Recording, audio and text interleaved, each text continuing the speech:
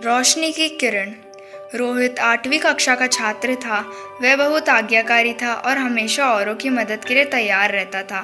वह शहर के एक साधारण मोहल्ले में रहता था, जहां बिजली के खंभे तो लगे थे, पर उन पे लगी लाइट सालों से खराब थी और बार बार कंप्लेंट करने पर भी कोई उन्हें ठीक नहीं करता था।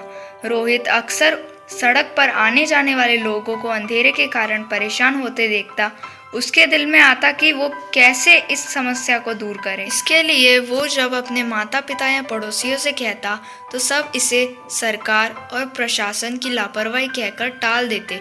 ऐसे ही कुछ महीने और बीत गए। फिर एक दिन रोहित कहीं से एक लंबा सा बांस और बिजली का तार लेकर आया और अपने कुछ दोस्तों की मदद से उसे अपने घर के सामने गाड़कर उस पे एक बल्ब लगाने लगा। आस पड़ोस के लोगों ने देखा तो पूछा, अरे तुम ये क्या कर रहे हो? मैं अपने घर के सामने एक बल्ब जलाने का प्रयास कर रहा हूँ। रोहित बोला, अरे इससे क्या होगा? अगर तुम एक बल्ब लगा भी लोगे तो पूरे मोहल्ले में प्रकाश थोड़ी फैल जाएगा। आने जाने वाले को तब भी तो परेशानी उठानी ही पड़ेगी। पड़ोसियों ने सवाल उठाया।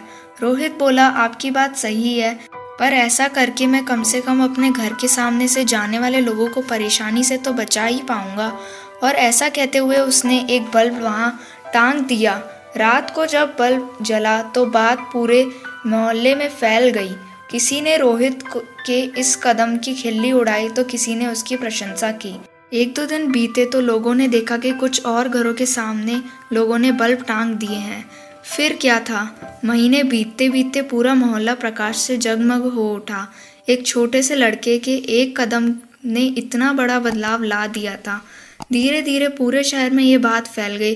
अखबारों ने भी इस खबर को प्रमुखता से छापा और अंततः प्रशासन को भी अपनी गलती का एहसास हुआ और मोहल्ले में स्ट्रीट लाइट को ठीक करा दिया गया। शिक्षा।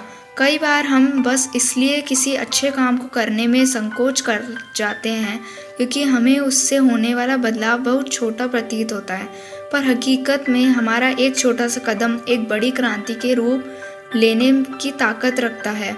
हमें वो काम करने से नहीं चूकना चाहिए जो हम कर सकते हैं। इस कहानी में भी अगर रोहित के उस स्टेप की वजह से पूरे मोहल्ले में रोशनी नहीं हो पाती तो भी उसका वो कदम उतना ही महान होता जितना कि रोशनी हो जाने पर है।